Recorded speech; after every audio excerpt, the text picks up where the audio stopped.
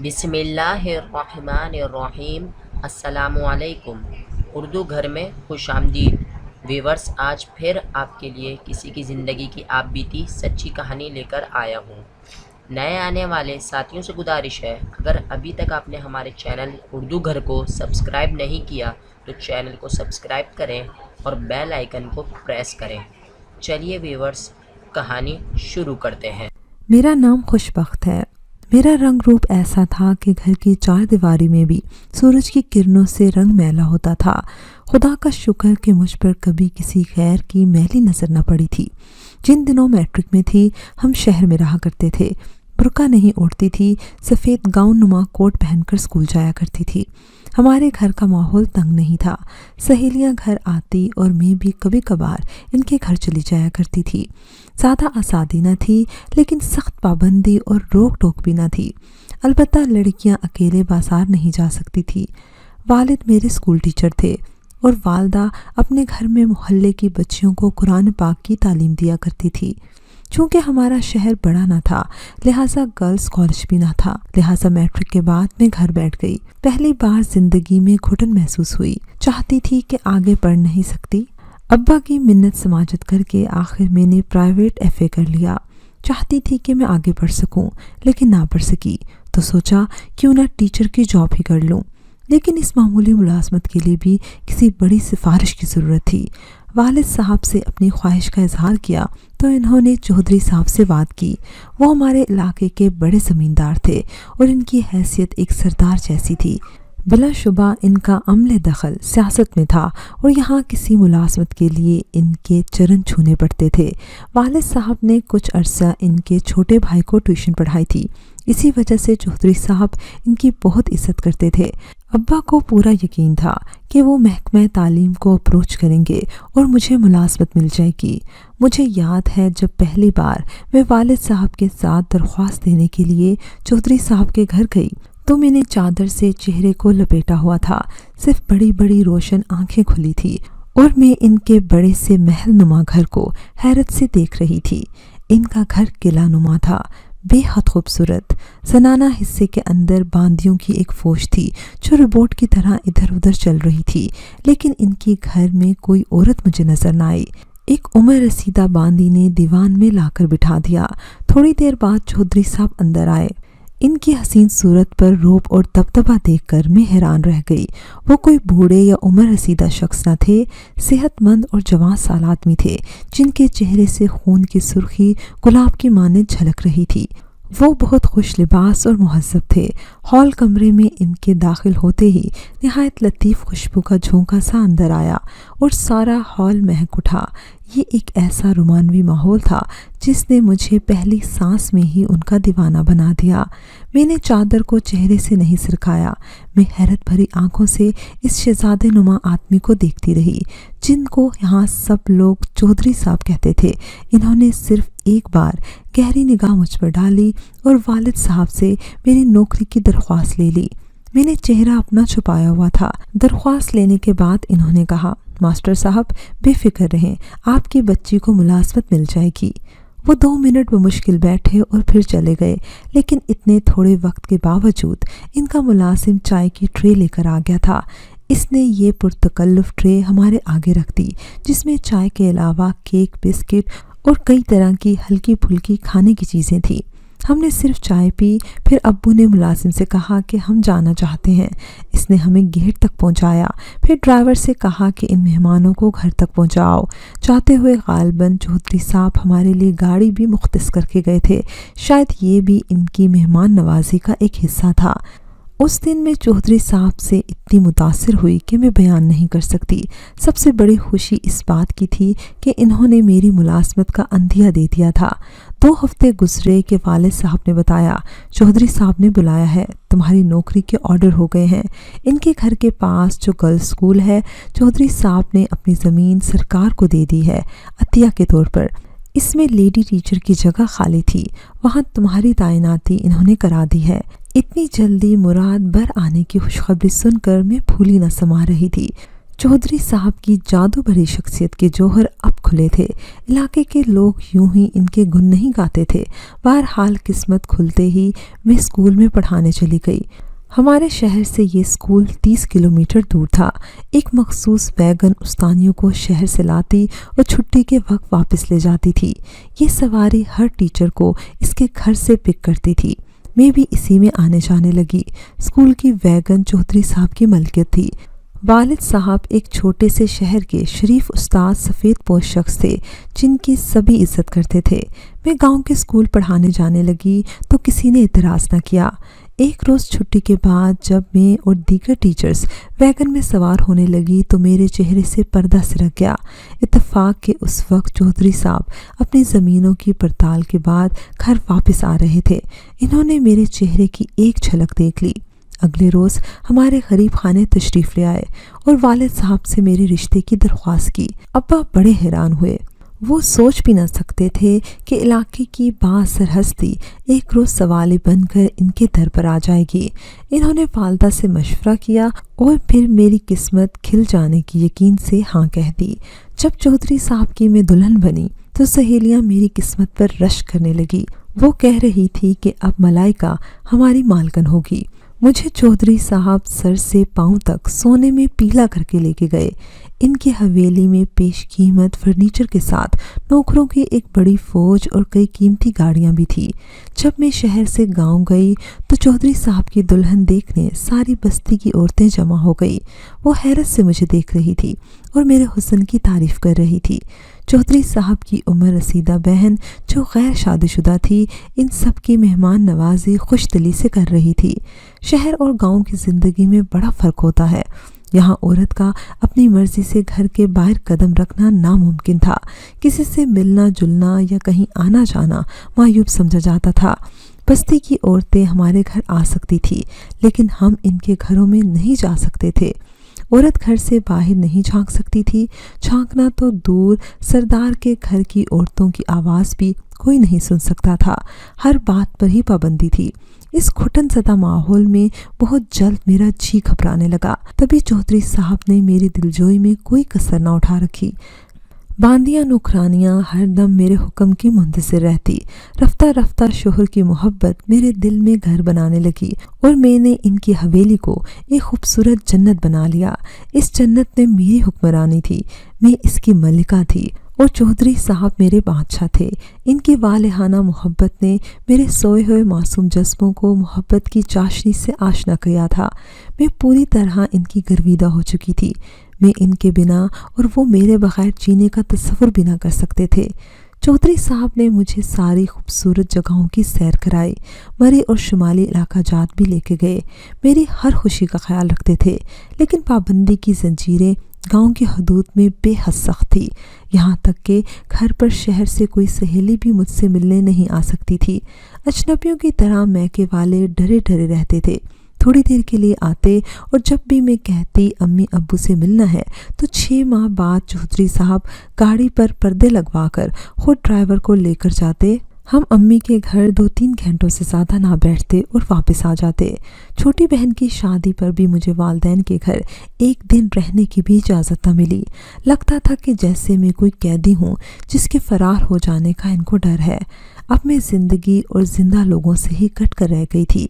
लेकिन यह पाबंदियाँ इस वजह से कबूल की कि चौधरी साहब मुझको अपनी मोहब्बत का यकीन दिलाते थे और मैं इनसे बेहद मोहब्बत करने लगी थी।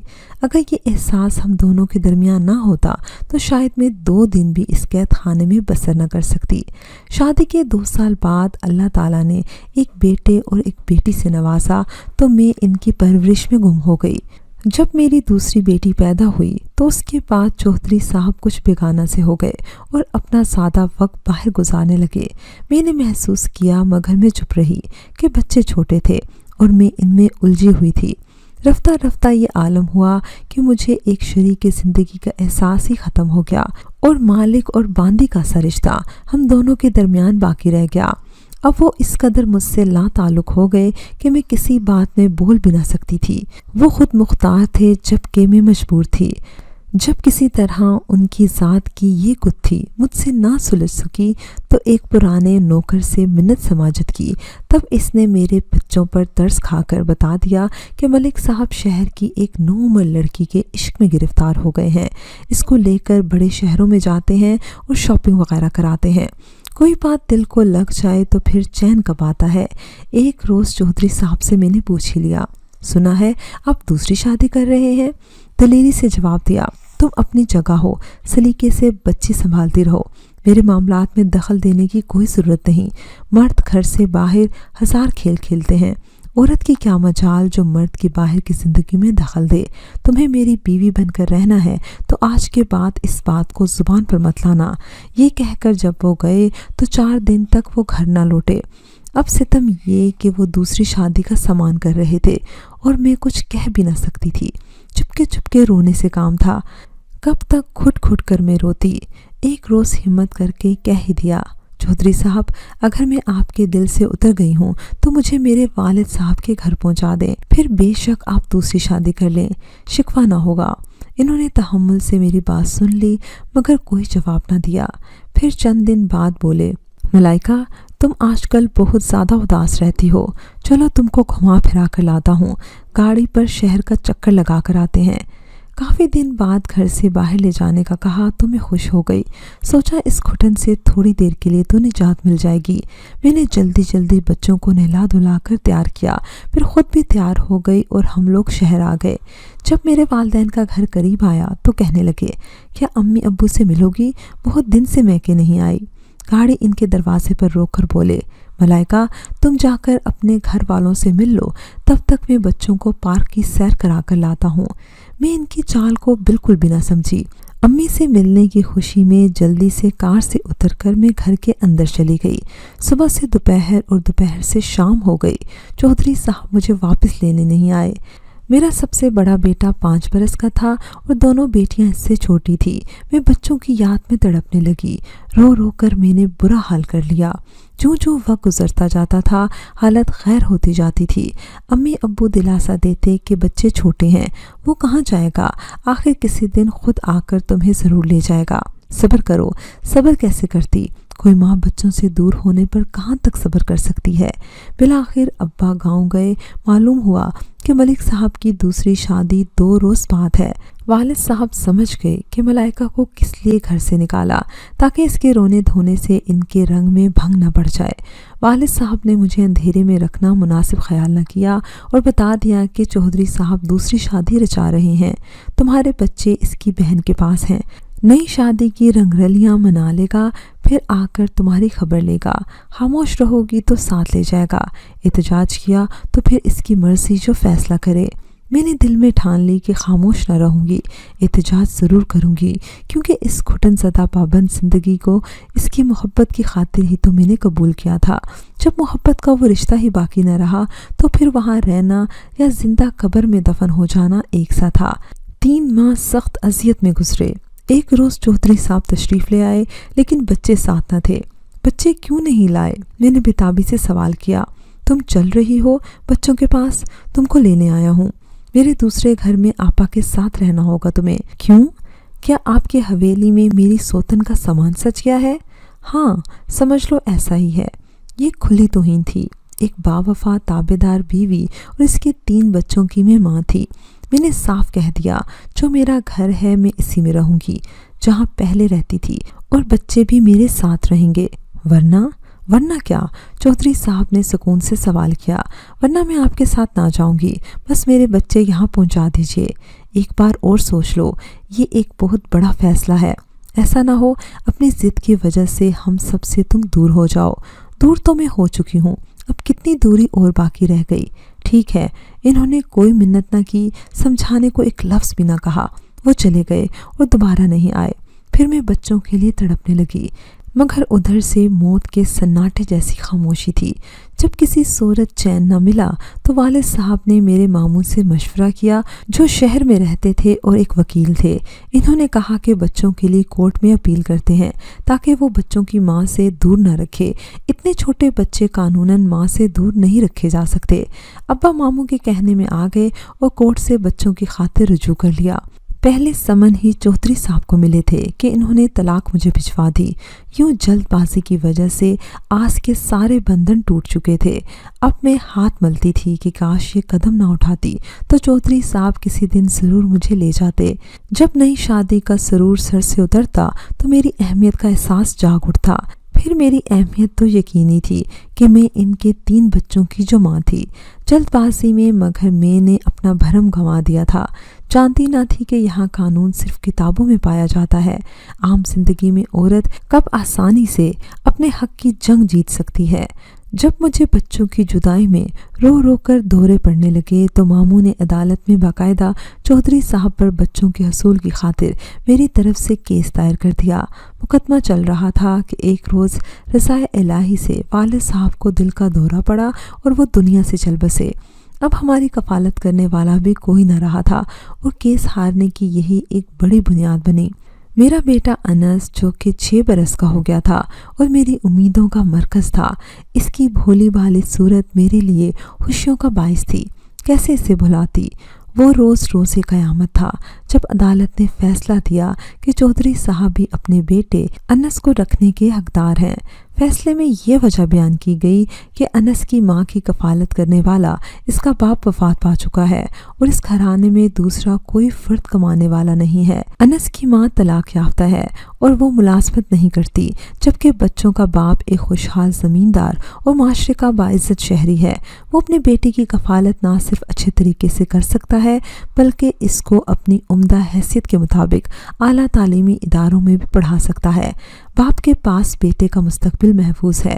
غریب ماں بچیوں کے لیے بھی غربت کے باعث کفالت نہیں کر سکتی، البتہ بچیاں تھوڑے عرصے کے لیے ماں کے پاس رہ سکتی تھی۔ اس دوران باپ ان کا خرچہ دینے کا پابند تھا۔ میں انس کی جدائی برداشت نہ کر سکتی تھی۔ ماموں سے کہا، جب تک انس ساتھ نہ ہوگا میں بچیوں کو نہ لوں گی۔ آپ کچھ کریں، مجھے انس چاہیے۔ ابھی فیصلے کے صرف کاپی ہی ملی تھی اور اس پر عمل درآمد ہونا باقی تھا کہ ایک روز چودھری صاحب کی گاڑی دروازے پر آ رکی۔